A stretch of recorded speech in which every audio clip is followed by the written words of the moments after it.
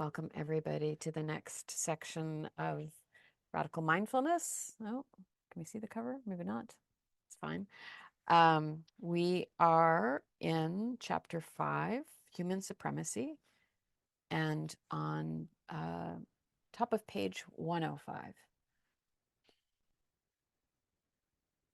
And unless somebody wants to start, I'll go ahead and jump in.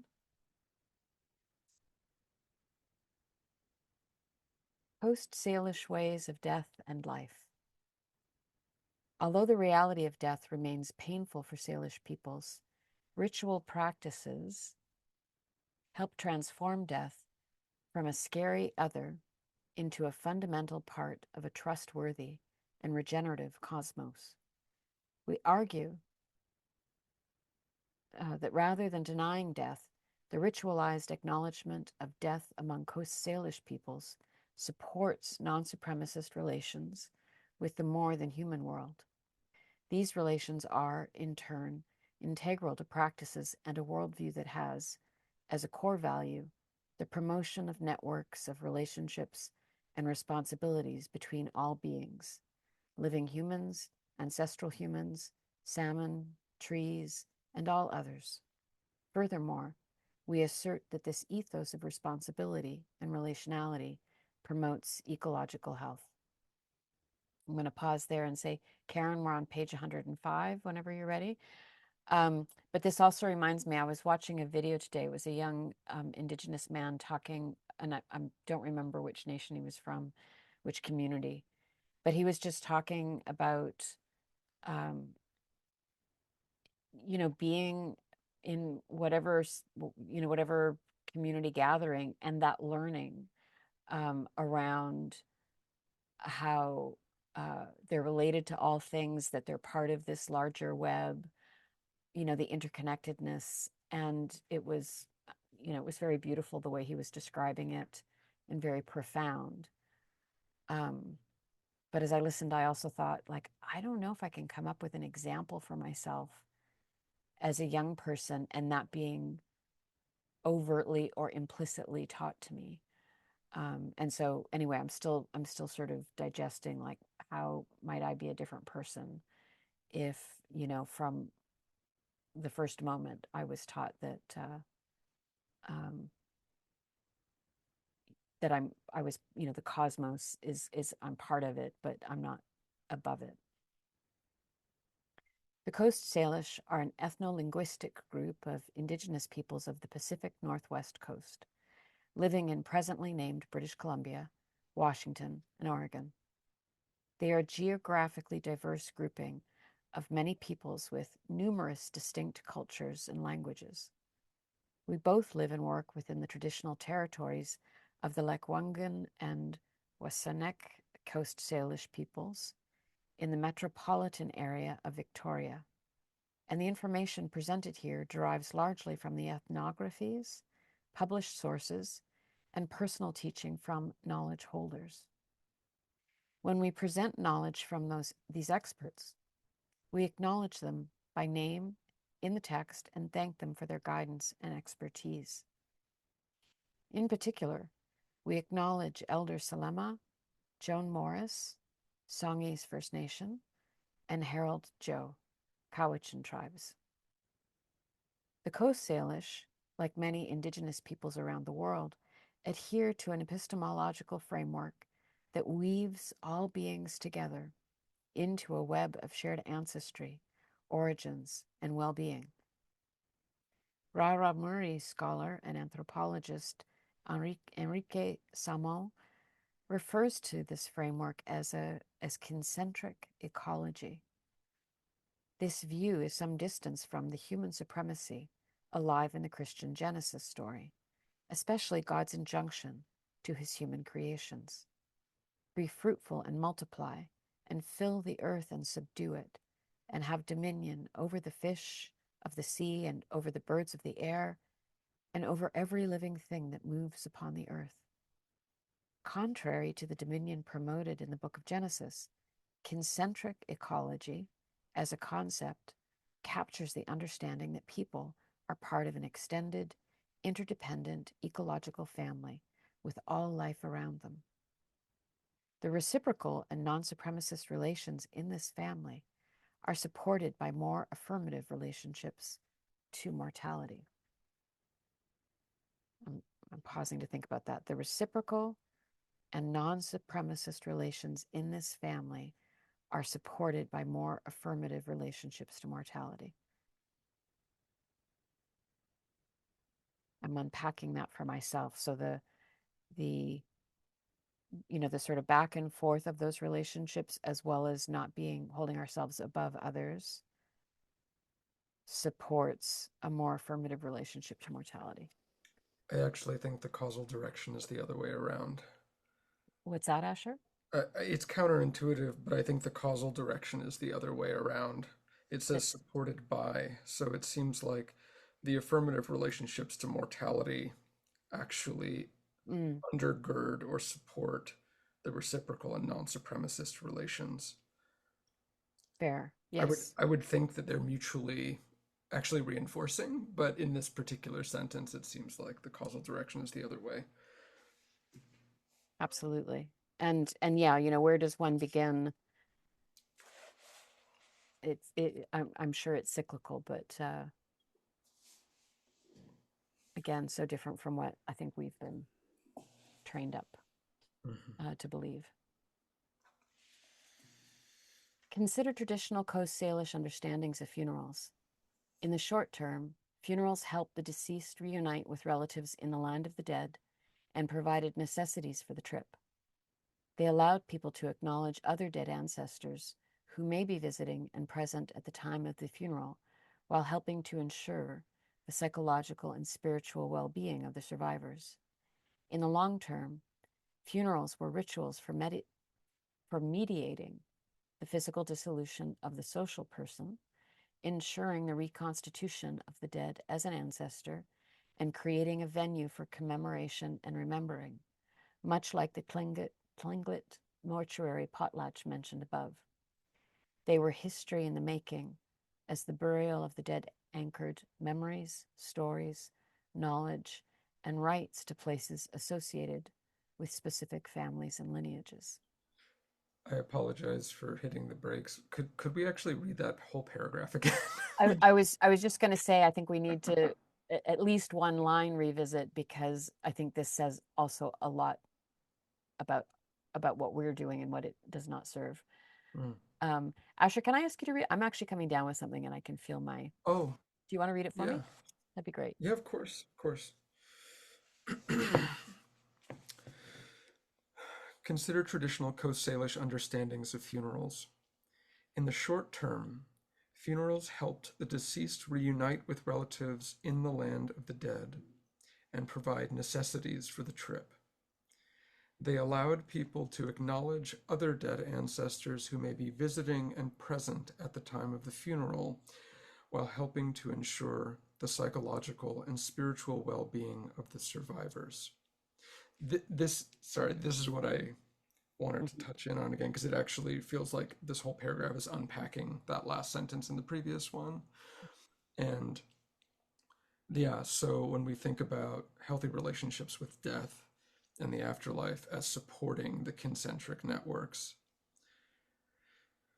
yeah, so the dead coming to visit and being present at the funeral are ensuring the psychological and spiritual well-being. So the dead and the beloved dead are supporting the well-being of the living here. And Kat and Violetta. So is it Violetta or Violetta? Both are okay. It's Violetta. Thanks, Asher. Violetta.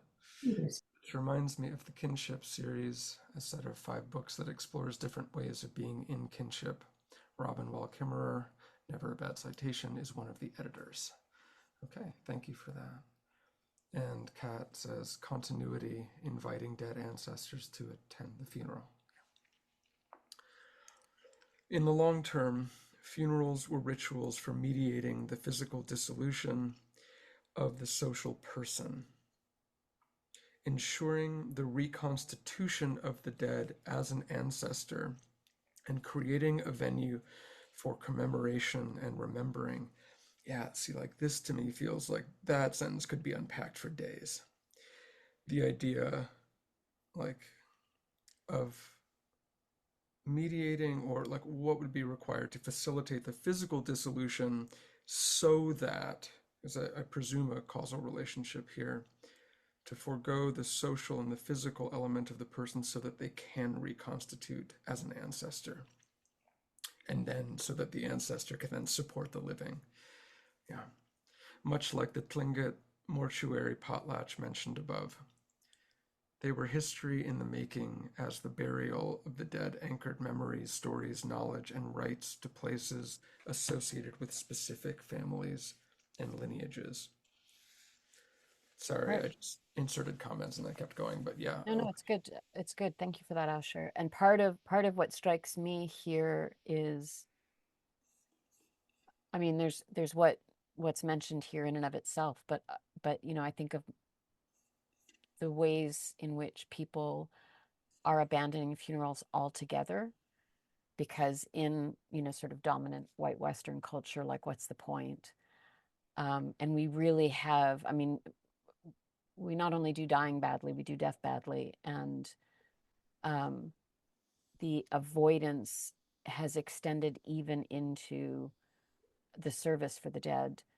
And I'm really appreciating that this is the reminder that, the function of the funeral is so important. It's not just sort of a social nicety.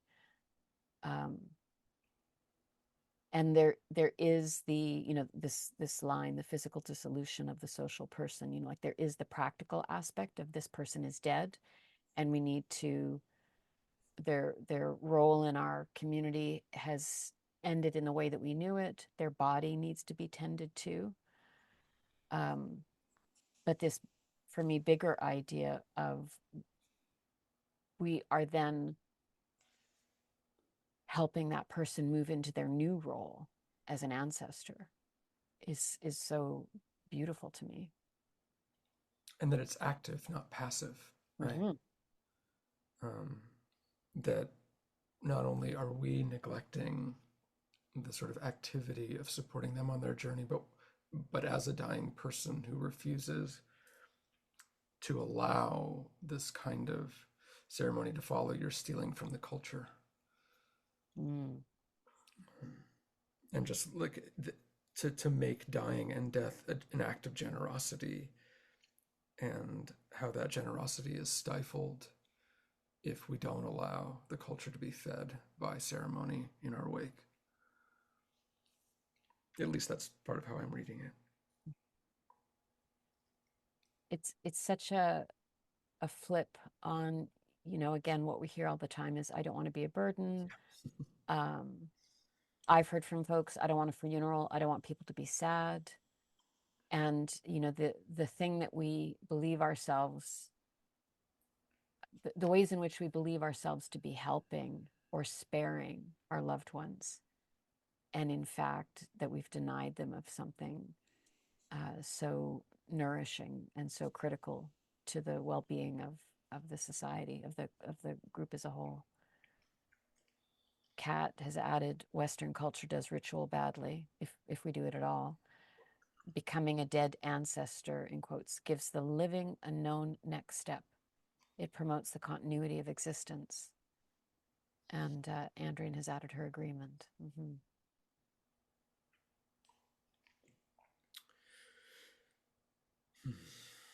Shall I continue?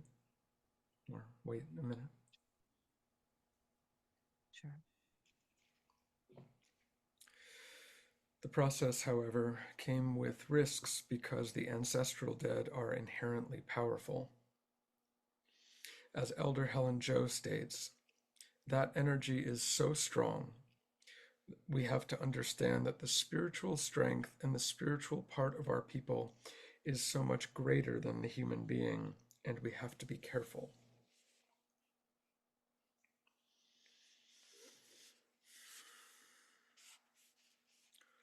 The dead are not malicious, they are simply more powerful than the living. Yeah.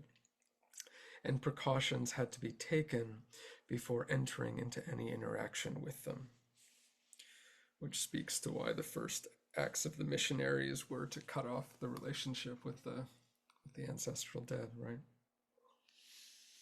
In contemporary Coast Salish communities, spirits of the recently deceased are still viewed as inherently powerful and potentially dangerous if protocols of respect for the dead are not followed. For example, close relatives are warned to be careful in the year following the death because their loved one may still be lingering and tempted to take a family member along on the journey to the land of the dead. Protocols and prohibitions enable grieving families to cope in appropriate ways during this volatile period.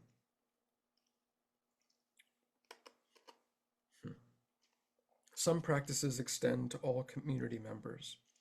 For example, Harold Joe, a Cowichan tribe's cultural worker and, quote, gravedigger, end quote, warned that you should not eat outside at dusk because a lingering spirit might see you, become jealous of your ability to eat physical food, and strike out. The awareness of the dead that pervades everyday life for many Coast Salish people is, in effect, the opposite of death denial. Uncanny encounters with the ancestral dead are part of real life. These encounters may be odd or even frightening, but few dispute that spirits exist and have the power to influence the living.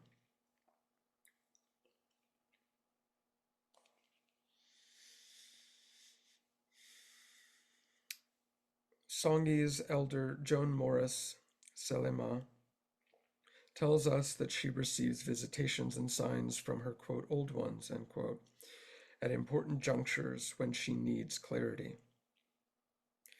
When she has important decisions to make or when they have something they need to tell her.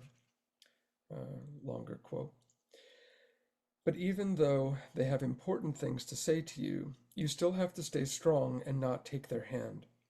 They can take your seli, soul, because they know when you're suffering and they want to help you to take you home.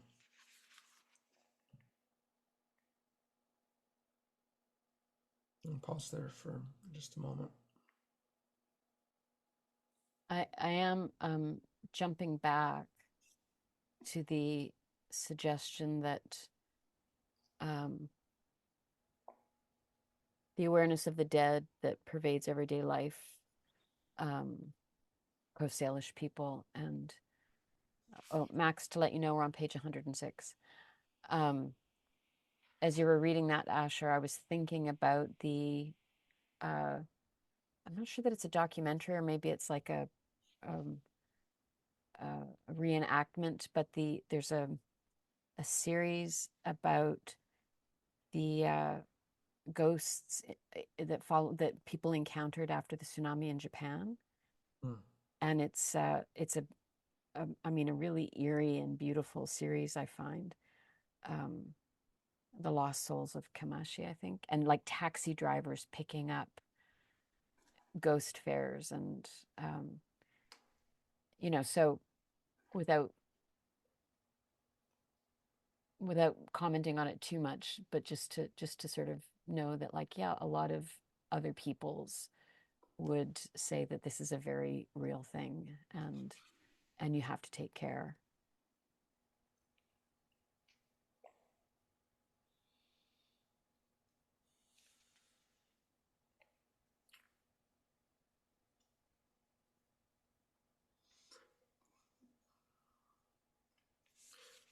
So you said the title of that, Kelly, was The Lost Souls of Kanashi? Yeah, the tsunami ghosts. I think it's Tsunami Ghosts, the Lost Soul, or the Ghosts, the Lost Souls of Kamashi. Okay, I just put it in the chat. Oh, thank you. And Karen says, after last week, I pulled out my copy of the book Huron Wendat, The Heritage of the Circle by George E. Suey, to reread the chapter on the Yindatsa, or the Feast of the Dead. Recommend his reading to complement what we are reading now. Thanks, Karen.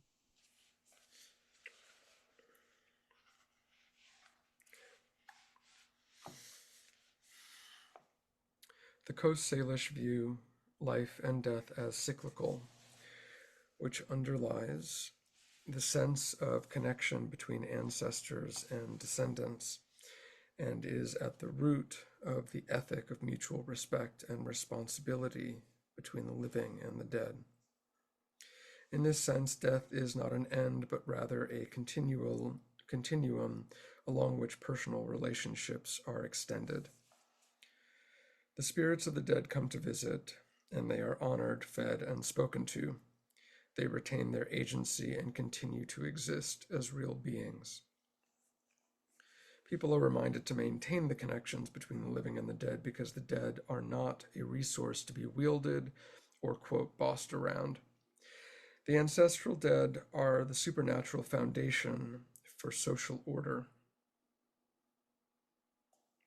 They are supernatural ancestors who interact with, assist, and influence the affairs of the living, especially kin. Kin, therefore, have a custodial responsibility toward the dead. They need to honor their ancestors to ensure the continued well-being and positive disposition of the dead toward the living. Honoring the dead cultivates kinship values, promotes the continuity of the family lineage through genealogies, and maintains connections to ancestral places and histories. In other words, a certain amount of ritualized interaction between the living and the dead is seen as necessary to keep the world right. That's a quote at the end, keep the world right. I'm wondering about the ancestral dead are the supernatural foundation for social order. Mm-hmm. And one, I'm noticing my own kind of conditioned thinking, but I am also wondering, like, what does the supernatural foundation mean? Is it because of the capacity of the dead? Is it because the dead feed life? And I'm wondering, and maybe somebody has a thought, like, what might their answer, the Coast Salish people, what might their answer be?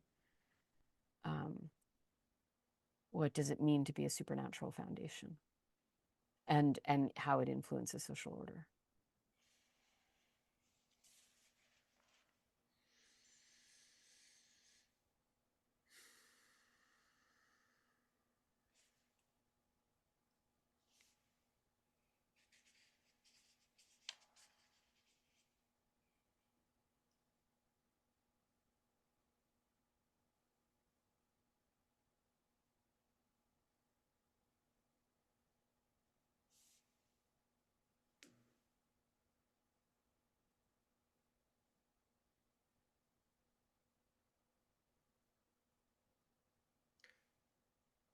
And just in case there is any lack of clarity, everybody is welcome to unmute and speak as they will.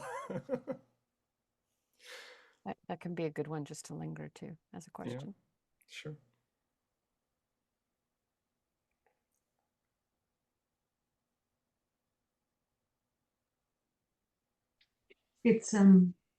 It's interesting to me because it depends on how ancestors are remembered and honored, because it creates kind of a remembrance of the lineage of who your people are, who came before you. And I'm struck how in my culture from South Poland, when someone dies, they get a term attached to them. So it's striko. I know in some Slavic, like in the Balkans, in that word means something different, but we use striko, and then it would be striko John, but you kind of lose the essence of the individuality of who they were, right? They become part of the dead who are relatives. And then you can't refer to them just as, like, you could never just say, oh, John was. You always have to call him Strico John, like the one who passed. It's kind of like a reverential title for the one who passed. But then I remember as a child, I was like, which one? Who is that? Is that grandpa? Is that great uncle? Like, who is that? Is that a cousin? It's like, oh, don't worry about it. We're just, eat your dinner or whatever, like you kind of lost the thread of what was being talked about. So I feel like in that contrast, this carries um, some knowledge of lineage. So then when I hear a foundation for social order, um, you're carrying a learning of something of how what's expected of you as a member of this community or as a member of this family. And I mean, that may change, but there's something that's carried on. And it strikes me how much, as many of us are immigrants that come, a lot of that gets lost or in kind of death fearing cultures, which I think I'm very, that's some of the background too. It all gets mushed together like that. That is not held. That's, yeah, it's interesting. There's something really interesting there. Mm-hmm. And it reminds me, yeah, just that prefix and the disorientation, just thinking about what he says about the physical dissolution of the social person, right? So, like, something about the way that that prefix softens the social sort of locatability and moves them to a different realm, which can be disorienting in time and space and relationship.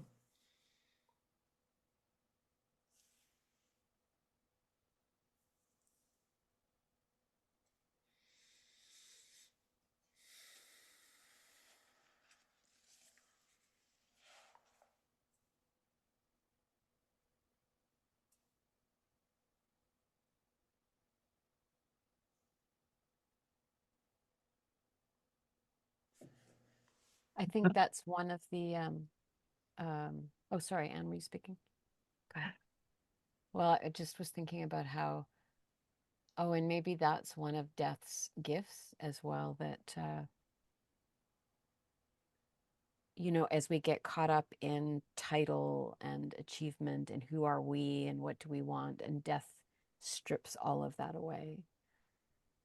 Uh, and maybe we don't want to lose those things. Maybe that's part of the challenge, but perhaps that's some of the wisdom that it offers is, you know, when you get right down to it, who are you?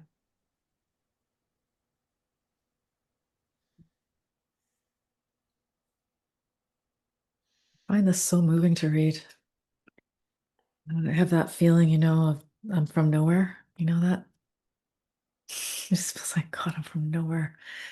And that, I watched my father die and speak to the ones that seemed to be circling him. But it was so, other people just made it so crazy, that he would be, addressing these ones and seemed to be, he had so much to say. And those ones that came, so lonely, like there's no welcome.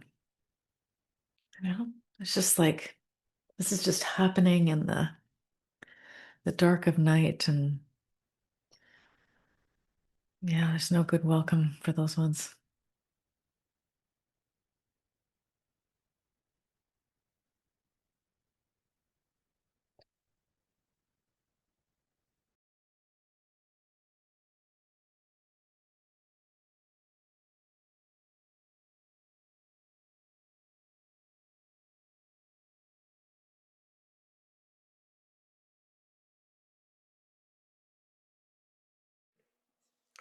What Violetta said also reminded me of how in Islam or Judaism and elsewhere you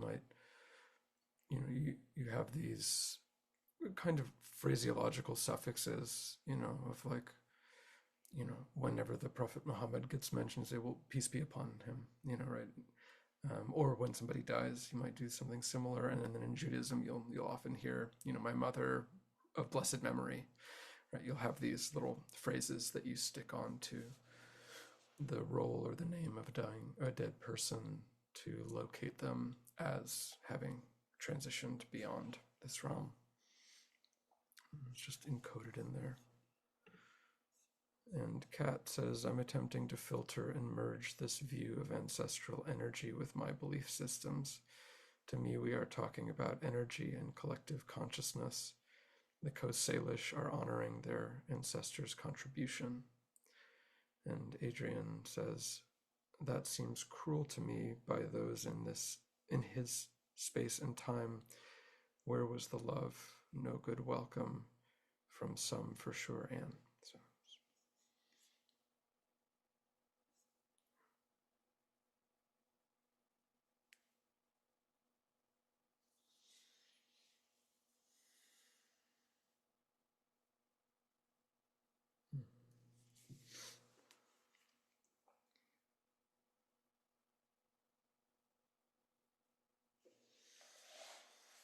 Shall I continue? Or would anybody else like to read?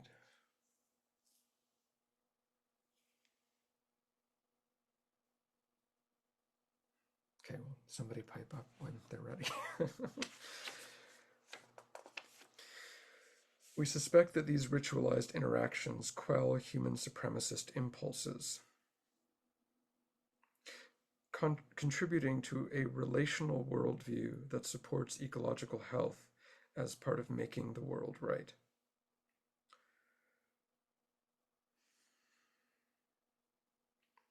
As discussed in Chapter 4, many indigenous nations have been successful at promoting ecological balance, particularly when it came to the species that sustained them. For instance, a study of indigenous peoples in the Pacific Northwest, published 2016, explored how they enhanced forest productivity. Western red cedar trees growing near coastal habitation sites were found to be, quote, taller, have higher wood calcium, greater radial growth, and exhibit less top dieback.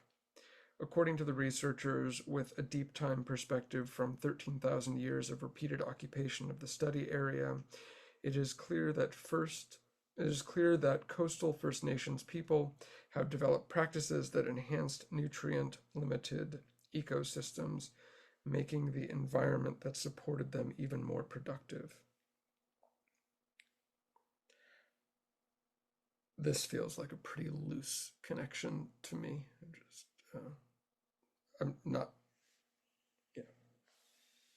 And I'm finding it a bit counterintuitive. I'm not sure the opening line, unless he's putting the dead, the dead ancestors in a non-human. I mean, the idea that honoring dead humans quells human supremacist impulses without at least a few more causal connections feels a bit counterintuitive to me. Why counterintuitive? Just because we're still talking about humans here, right? I mean, the idea that honoring dead humans constitutes something different than honoring live humans as far as, quote, non-human sort of perspective, or human supremacism or supremacy. Sorry. I just, yeah, we're not talking about the non-human or more than human world here necessarily. So I think the two things I'm having trouble connecting are, one, how does honoring dead humans quell? I mean, again, there are a couple of like links that could be there that aren't being explicitly stated, but I don't inherently see that as honoring dead humans as taking us outside of a human supremacy framework. And then I don't necessarily see how honoring those dead humans, I hear the social order orientation, but not necessarily how that then so closely links to caring for the earth. I'm just not finding that intuitive as all right now. I think the idea of honoring the dead, a difference might be, and this difference exists for me, but I'm not thinking of the dead as humans. they've entered another state. And so where that first line lands for me, these ritualized interactions, the idea that honoring the dead through ritual practices are important for our own well-being. What I hear in that is that we see ourselves as submissive to another entity, another force, another being. And so that automatically displaces humans at the top of the pyramid. And in that practice of recognizing and honoring something other than ourselves,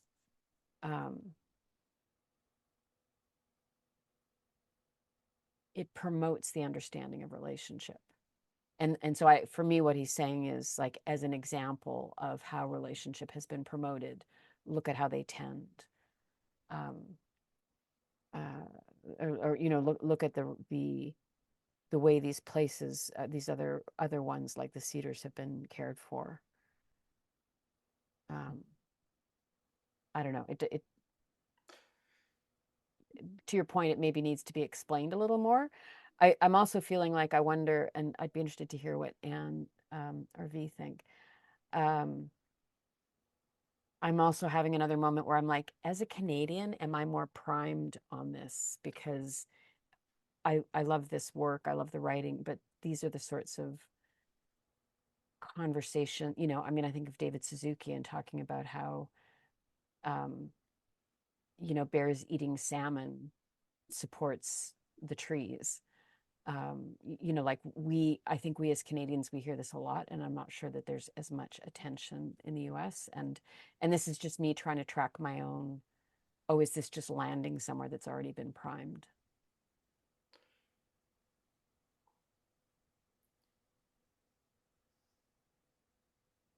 Well, I'm really enjoying this last few minutes of wrestle because sometimes I find this jump to human supremacist. I get lost, but that was a little bit helpful, Kelly, that you took it out of, we're not just paying attention to humans who died, we're talking about um, humans who are submissive to death, or beings that are submissive to death, or all living things are submissive to death. Okay. Yeah, I actually find this paragraph very challenging. I'm not following the Red Cedar piece. And to that, And in a way, I do think it's kind of backwards. Like, it's a little bit what Asher said before. I'm like, I can follow it backwards more easily than forwards for some reason. But I have nothing to say about the Canadian thing, so. I don't know. I'm kind of, it's kind of making sense to me because in the previous paragraph, when he's talking about the cultivation of kinship values, the continuity of family lineage, connections to ancestral places and histories, it seems to me this paragraph carries from that and is saying, so the knowledge of 13,000 years of how to be in kinship with this forest land, with the rivers, is carried by the whole lineage, the humans and the non-humans. And so how can you have this kind of, I was catching up on last week's reading when I was in here, and there was talk of like AI and consciousness in the cloud or whatever, and living forever. And here, how could you have that when you understand the cycle of things because you're living and honoring the land and the abundance it gives you back, it feeds you. So in honoring your ancestors and the rituals around death, you also do not forget the lessons that I don't know, somehow it makes sense because the lessons carry. It doesn't mean they're not changeable and they don't evolve, but they carry somehow. And it just creates a completely different worldview. So I kind of get where he's postulating, I guess that world, how I'm reading it is, I guess that worldview doesn't have kind of a supremacist perspective. It's part of the cycle, as everything is part of the cycle. Yeah. I think I hear what you're saying, B, that I think I'd be on if that first line was less about humans. Mm-hmm. That was like our capacity to notice the dying of the seasons, or we stop when the porcupine has fallen, or whatever it is. Like there, if it was a little bit broader, but I yeah, I found it to be a little bit human centric, so that's helpful to hear. I appreciate that as well, that because this is some of the unpacking, like the noticing what's our habitual way, and is it to always notice the humans first. So I think that's fair. I don't disagree, but I would add to it. I think it's relevant that this this red cedar habitat, that it's a nutrient limited ecosystem, and so the humans are part of the greater health of that environment, and uh, and I don't think it's an intention to, again, to put humans on the top, but I feel it as a response to the sometimes self-loathing, or I think we've talked about this in a previous week, that um, the spectrum, it seems to be dominion over all, but the other end of it, if we're staying on that spectrum, is humans are parasitic, and in fact, we could just have a whole other idea about it, and this being in relationship, being woven together, and that we are a part of the thing and not necessarily diminishing the thing. And this example that after 13,000 years of occupation, that this particular ecosystem uh, is so enhanced. And I think, man, if we're in a place for a decade, we can absolutely destroy it. Again, us being modern Westerners. Kat has added more a leap that is missing a few steps, yeah, rather than counterintuitive.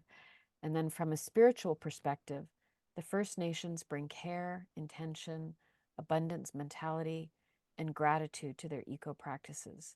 The impact this has on the red cedar growth proves the power of human focus and intention, and the caretaker role we need to step up to. Yeah, I agree. And I think, Asher, your point is fair, that maybe that's not overtly stated. I think, just to clarify, and it would have been good for me to disarticulate two pieces. No, that's actually not really a summary of what I was saying. I think the first part and the middle of the paragraph are different things for me. The opening, having only talked about so far the ritual between living humans and dead humans and the social order that is supported by them, that quelling human supremacist impulses felt counterintuitive to me. The piece about the trees, that felt like a logical leap missing a few steps. So they were two different things I was wondering at, but I appreciate all the nuance that's come in since then. So, yeah, thank you.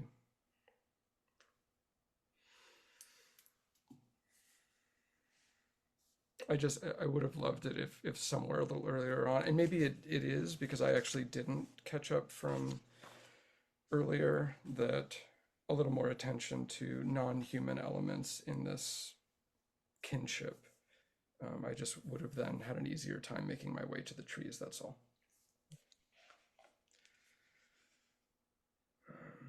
Yeah. Anybody else feel up for reading now? Heard enough of my own. I can pick up again.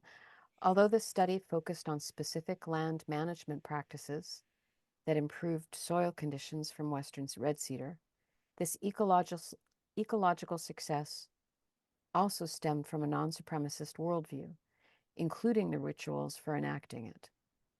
The worldview was expressed, for example, by the late Kwakwaka Wakwa clan chief. This one is Quaxistala Adam Dick, who shared the Kwakwala word Kawakwala Sevenoka, which means, and my apologies, I'm certain I haven't pronounced that anywhere close to. I'm really sorry I gave you this paragraph back. Oh, that's okay. That was very unkind. It's all right. But I like the definition, which means the responsibility of keeping it living.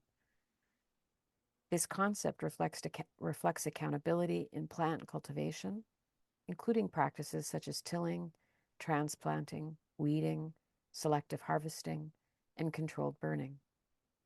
In effect, keeping it living encompasses a broad and complex system of knowledge, teaching, laws, protocols, ritual, technology, and language as the basis for a deep history of ecosystem use and management practices in which humans are accountable to the plants and animals they harvest. Within this system, creating productive root and berry gardens or sustaining fishing grounds to provide for one's kin means establishing and following the appropriate codes to ensure the continued well-being and productivity of habitats and their life forms. For example, the sustainable Sexoli or reef net fishery of the Wasanic Coast Salish depends on a selective fishing method in which 2 canoes, anchored to the ocean floor, are situated along known sockeye salmon seasonal migration routes. During a flooding tide, the salmon navigate their way along complexes of reefs and paths cut by the fishermen through kelp forests. They swim toward the strategically situated and stationary canoes and the large billowing net stretched between them. While this fishery is both ingenious and technically sophisticated, the fisherfolk see its success as being grounded in honoring the proper social relations between humans and salmon.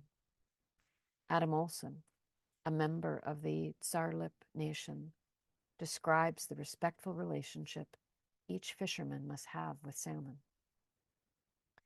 The wealth of a this is a quote, the wealth of a Straits Salish reef netter was not counted by the number of sockeye he could catch, preserve, and trade alone.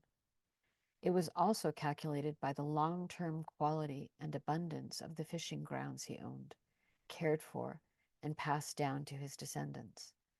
This relationship was central to the way of life of a reef netter. Rather than viewing the sockeye as a resource to be exploited in full, reef netters believed the fish, like every other being, was once a human, and that all living things were an integral part of the circle of life. The sockeye that passed by our nets were honored as sacred lineages, no different than the lineage of reef netters. Both were part of the same cycle. I'm reminded of the idea that in a gifting economy, that to give a gift proffers greater value upon the item, and what a beautiful also way to see the that if we have enhanced the place we've been, then we are considered wealthy or successful.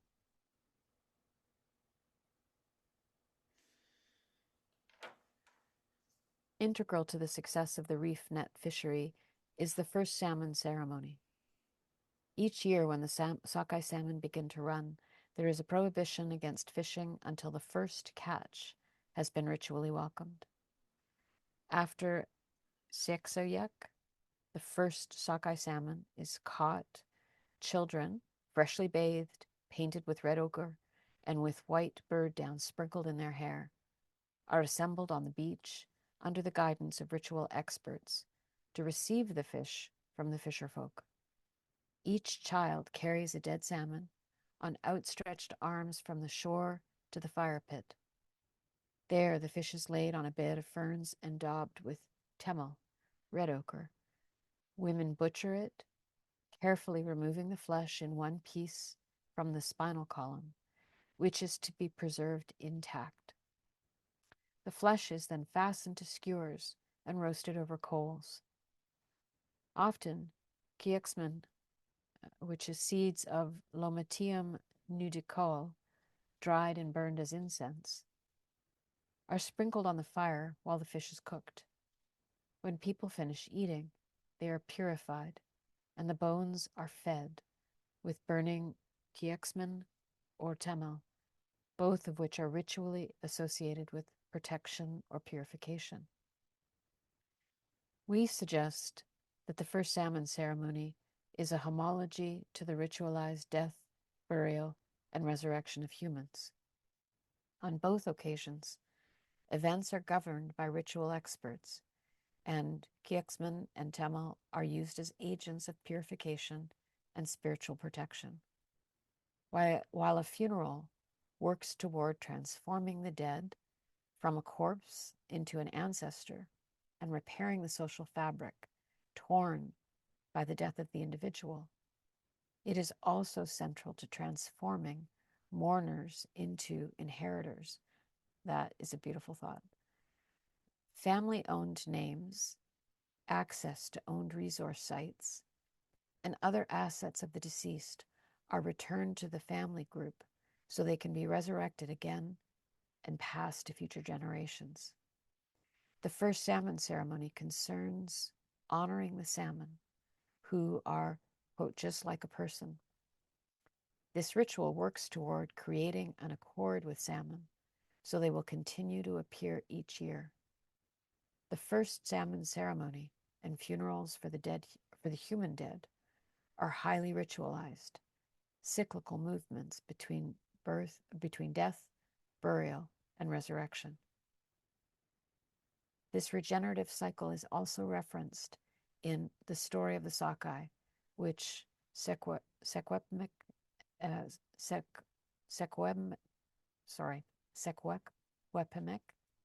elder Dr. Mary Thomas shared with ethnobotanist Nancy Turner.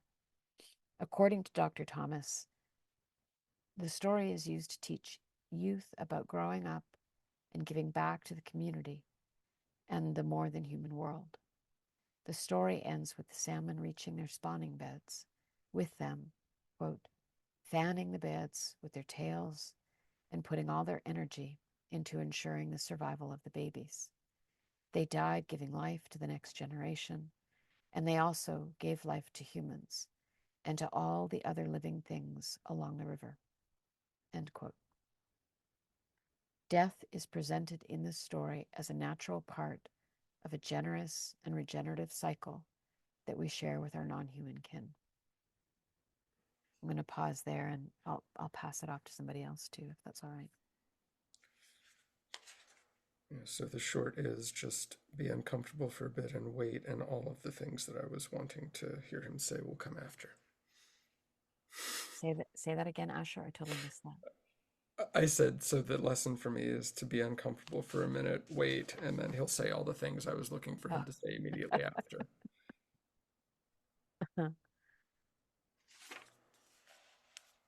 Good stuff. Shall I take over? If you would, thank you.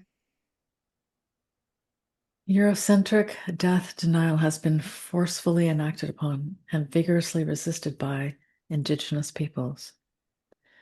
As Pamela Amos observes, the Western tradition, quote, has never been fully accepted by most Coast Salish people, but has only impinged on their own worldview and canons of evidence, end quote.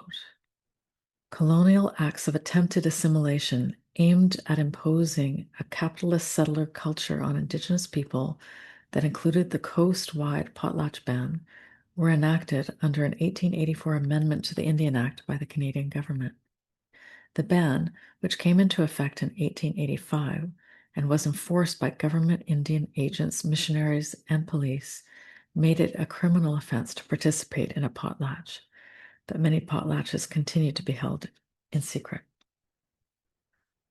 For the Tlingit, for example, the potlatch was the culmination of a series of funerary rituals following the wake and cremation. It served to strengthen the alliance between the clan of the deceased and the moiety opposites.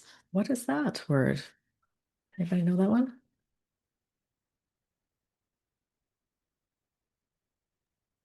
I'm Googling. Okay, moiety opposites.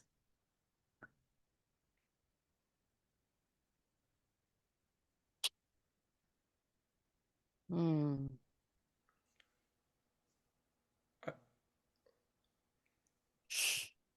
Have you got it, Asher? No, I was going to say, just given the phrasing, I think I've got it here. Oh, okay.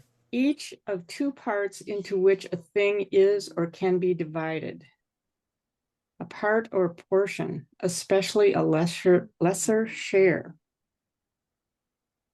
Anthropology, here it is. Each of two social or ritual groups into which a people is divided, especially among some Australian Aboriginal peoples and Indigenous peoples of North America. Hmm.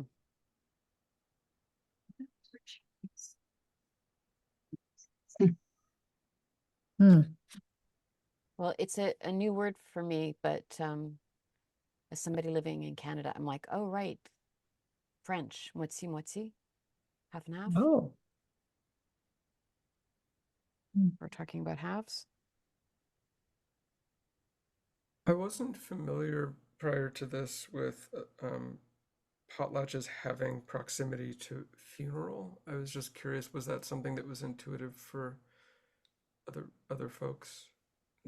Yeah, I understood that to be part of the lengthy time after a funeral. Yeah. Okay, so Potlatch occurs. Yeah. okay.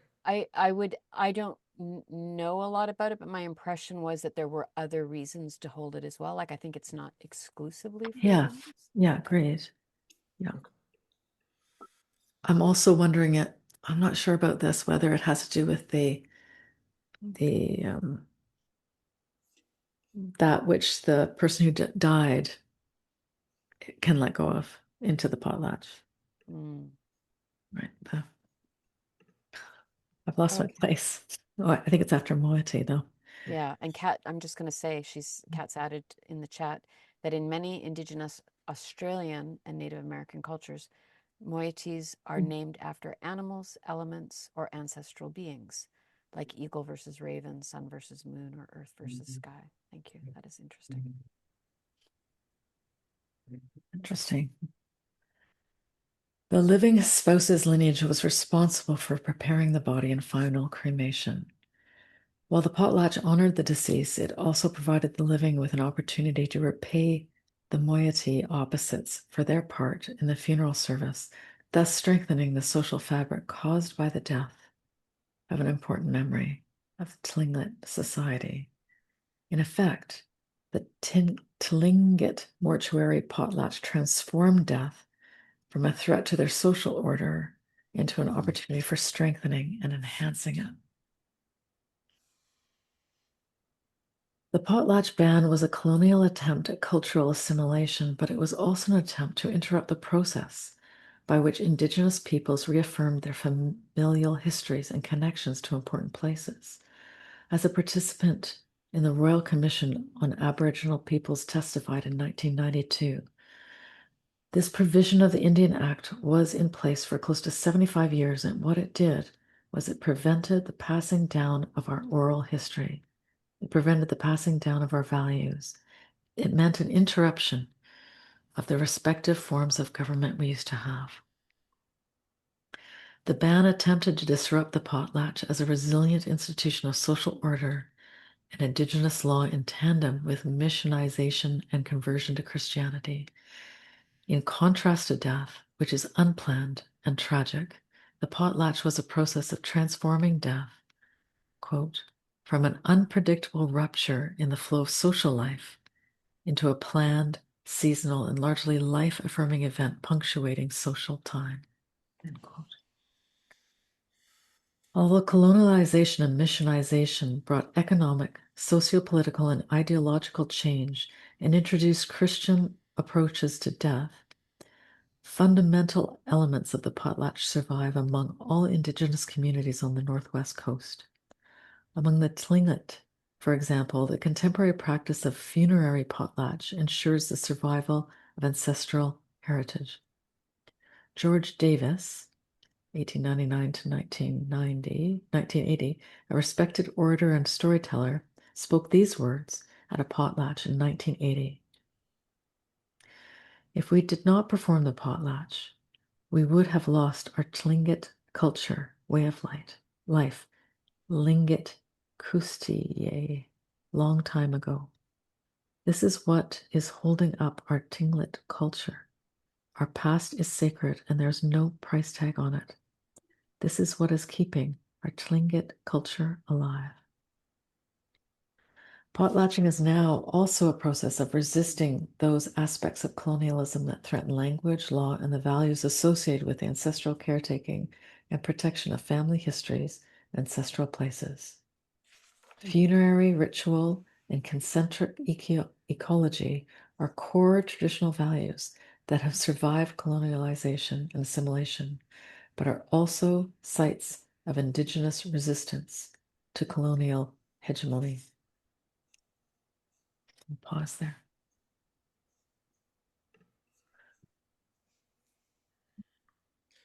I'm thinking about two things.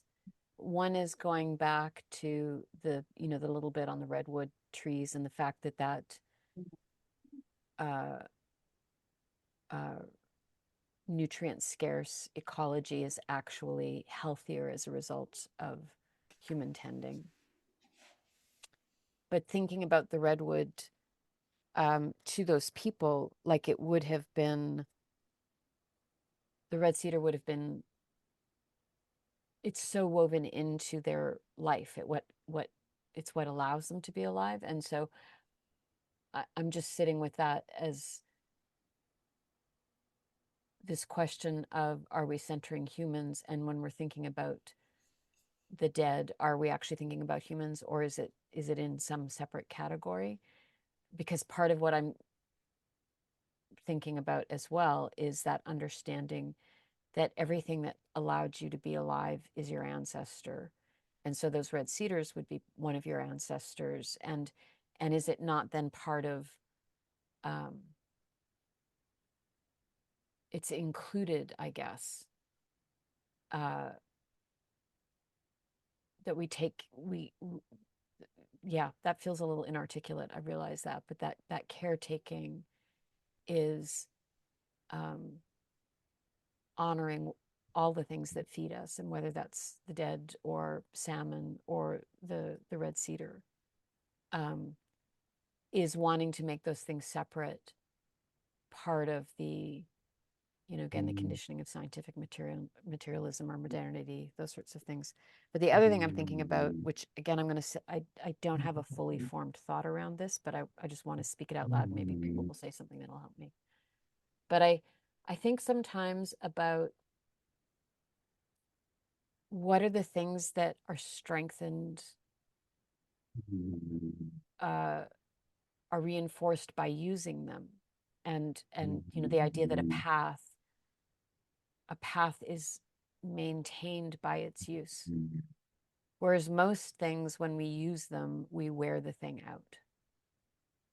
And so I often think about, because it's hard, I find it's hard to come up with examples of things that through their use, they're strengthened. And now I'm going to get to the part that's a little bit like, oh, I don't know if this is quite right or not, but that somehow the dying is reinforcing the living.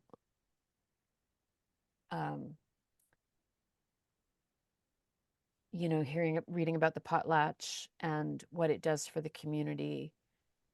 And I'm absolutely very mushy in the way I'm describing this, but I'm like, oh, is there something there that,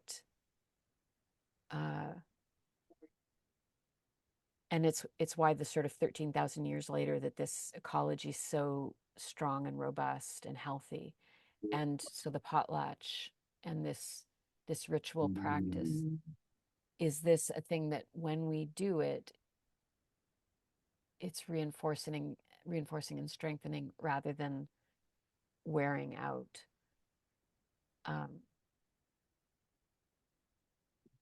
Yeah, and apologies for the mushiness, but I just feel my attention has been grabbed and pulled in that direction.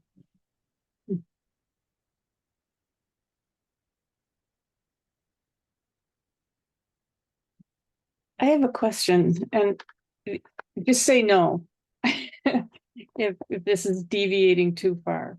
But I would love to give an example from the Huron-Wendat book that is from the Indigenous peoples in Ontario. And they had this Feast of the Dead. And it was, some of us know the name Jean de Brébeuf in 1636, who recorded his impressions of what he saw from the perspective of an outsider French missionary. But let me just, after what was said about what was going on in the Northwest Coast, what was going on in the Northeast Coast in the 1600s, it says essentially the Feast of the Dead was a first of all, can I read a little bit of this? It's kind of cool. Mm-hmm. Essentially, the Feast of the Dead was a gigantic 10-day ritual celebrating the people's unity and their desire to live in peace and to extend the bonds of symbolic kinship to the greatest possible number. The feast took place every 10 or 12 years, probably in May. It brought together the bodies of all Wendats of a particular nation who had died of natural causes since the last such feast. Other nations, whether Wendat or not, could bring their dead as well, signifying their wish to consecrate their alliance or even kinship with the Wendats in a cemetery held sacred by all. It talks about how this concept goes way back, and it was the Feast of Souls seemed to correspond more closely to the Wendat concept than the name traditionally applied in English. Let's see here. The matter discussed was whether the whole country should put their dead in the same grave. So what they were doing, they were taking all their dead from where they were buried after their death, uncovering them. Some of them, they would actually clean the bones if they were more recently dead and hadn't decomposed to the point of being bones. But they would put their dead in the same grave according to their custom. The master of the feast exhorted to gentleness, saying that it was a council of peace, a council even and easy, like the level and reaped fields. It says here, through feast dances and the ceremonies that take place, the Wendats form new friendships, saying that the bones of their relations and friends are to be put all together, making it a symbol that just as these are collected into one place, so also should they be united in friendships and harmony as relatives and friends without being able to be sundered. So this apparently was the most solemn and far-reaching of all the Wendat efforts for promoting social solidarity. Anyway, I just thought that was really amazing that they would bring their dead from, the last 10, 12 years, dig them up and bring them and all put them in a communal pit and have this big 10-day feast. So that's all.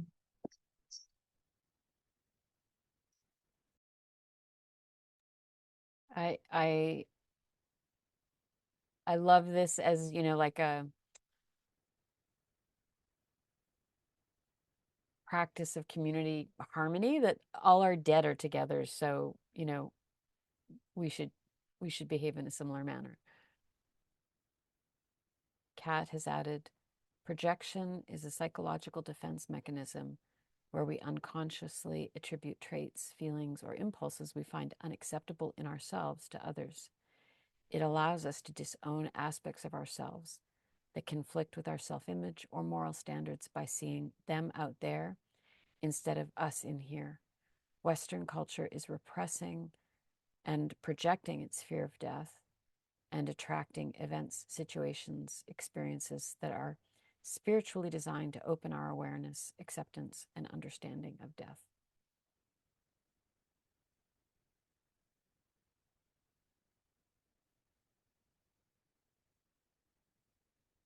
Yeah, I do. I often think about how in our death avoidance, we've created a death cult. Like it's just at every turn. Thanks for that, Karen. That's make me want to pull out my copy and read again.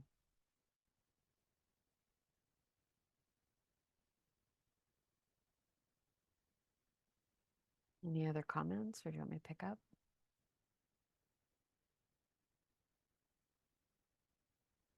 Lessons for environmentalism. The Coast Salish case is one example among many of non-Euro-American societies who have developed mind-body practices to face finitude and avoid the compensatory and destructive illusions of human supremacy, illusions that result in ecological destruction and other harms. I'm pausing there because I need to take that in.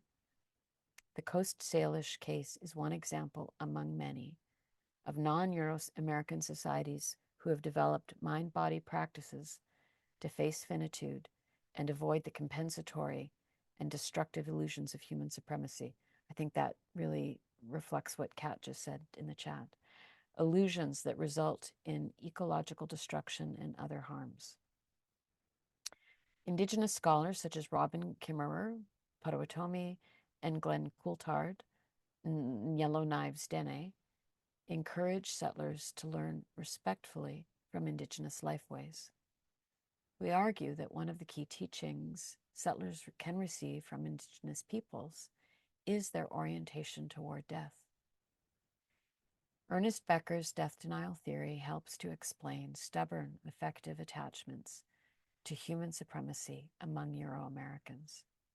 Narratives of supremacy buffer against existential fears by making subjects feel empowered despite the dismembering force of finitude. Whew, that's a good line.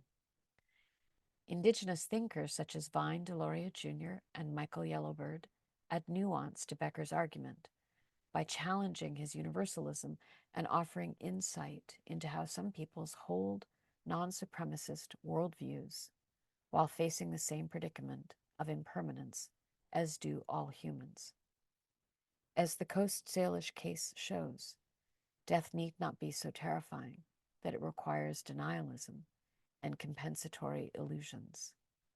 Instead, stories, mind-body practices, and rituals can help cultures face and metabolize their fears.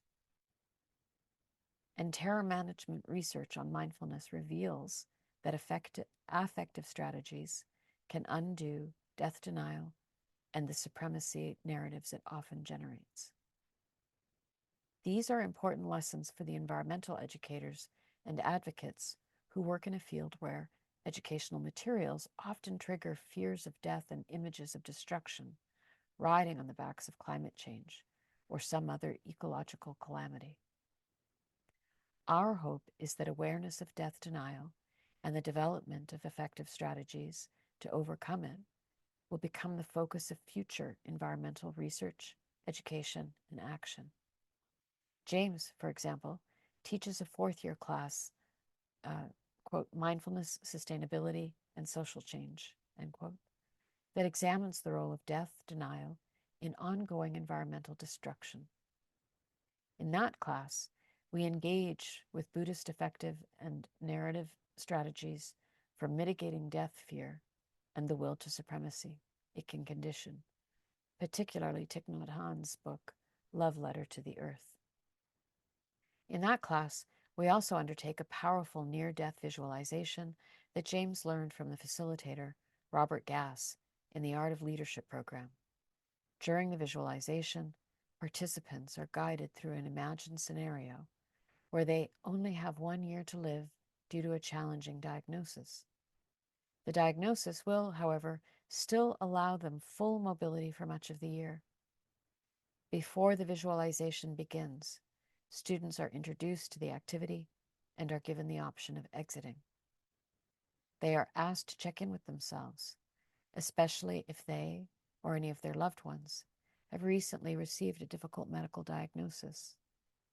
Feeling emotions, even big ones, is a generative part of the activity, but getting overwhelmed is not. The activity is done near the end of a class session, making it easier for people to feel comfortable exiting for the day. Once they are into the visualization and have received the imaginary diagnosis, participants are asked to imagine some of their favorite activities and who they are with. They are also asked what contribution they feel most moved to make in their remaining time. Maybe it is artistic, maybe it is political, maybe it is interpersonal.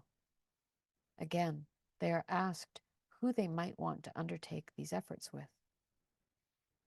Near the end of the visualization, participants are asked to visualize themselves resting in bed at home. A year has passed. They've done everything they wanted to do. Loved ones are gathered around since they are in their final days. Participants are asked to look around the room and see who is there.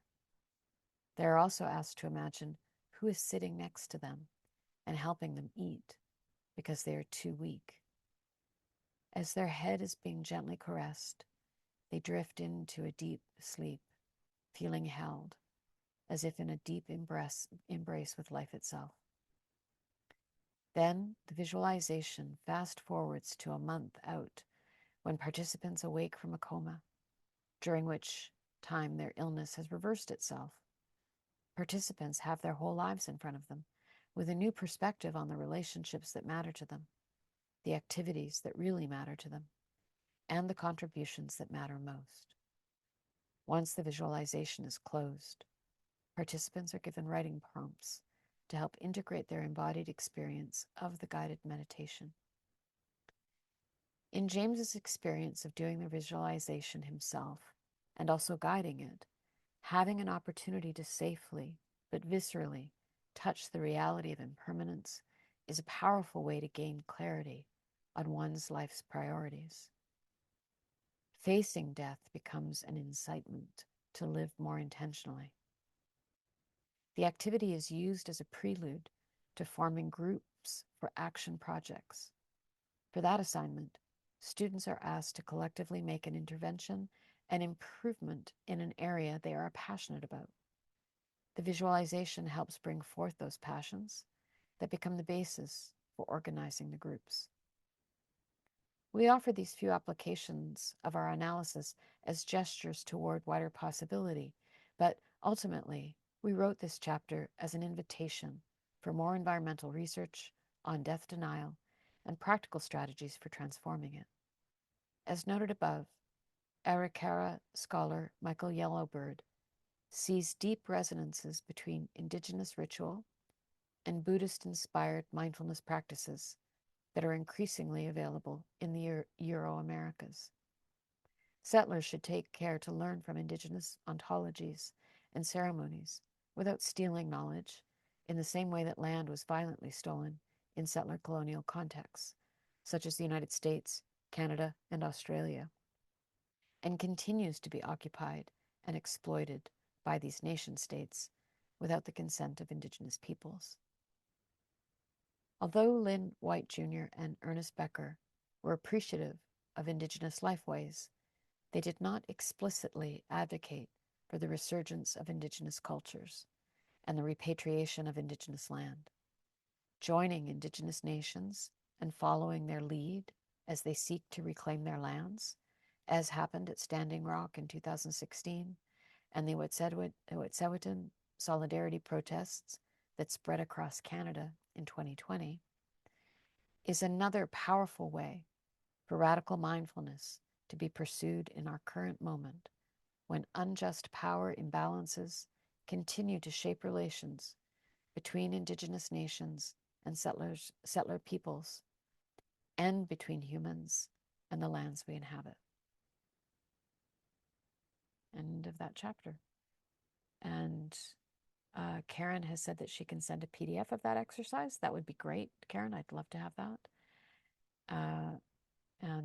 Yeah, we'll share that. I just yeah, please. I just want to clarify that the part that the one that I have doesn't end the same way. But I still sent it to you. I just sent it to you. And I am looking forward to researching the one described here, because it's got that second part after, where they're being cared for by somebody else and then going back after, because mine is different, but very similar probably in the beginning. Mm-hmm. It's very powerful. I've done it several times, and I've facilitated a lot of workshops using it, and it's a life changer for people who do it. Mm-hmm. Future pacing, as Kat says in the chat.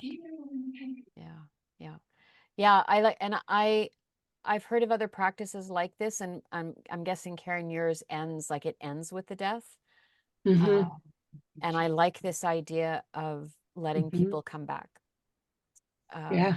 And especially if you are with a group that maybe hasn't done this kind of work before, it might be overwhelming to leave them. It has. At the ending. I have seen people have to, when they were saying that they do this at the end of a session so that people don't have to necessarily interact and they can sort of process it themselves. But I have not found that to be helpful at all. I found that to be trauma-based. Very traumatic. People don't know what to do with it. And so to include this supportive action in it is really cool. So maybe don't send this one out. Maybe we should find the one described here, because I'm changing my tune unless it's facilitated skillfully and there is support for people afterwards. It can be really difficult. Yeah. I've seen people just lose it. Yeah. Well, we do this every month in the Year to Breathe, right?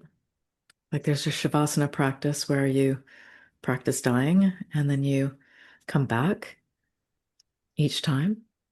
And it's amazing. The coming back really is so clarifying, or something comes each time when you come back, right? And, I would contend that perhaps Shavasana and yoga is meant to be this, thing of this practice.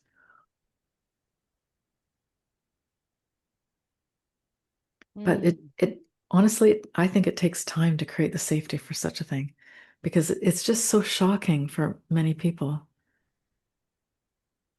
It's just so countercultural.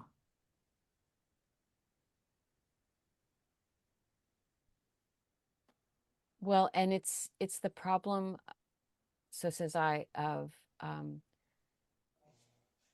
a mixed skillfulness or practice that I think we can overload the circuits for some people if this is their first time.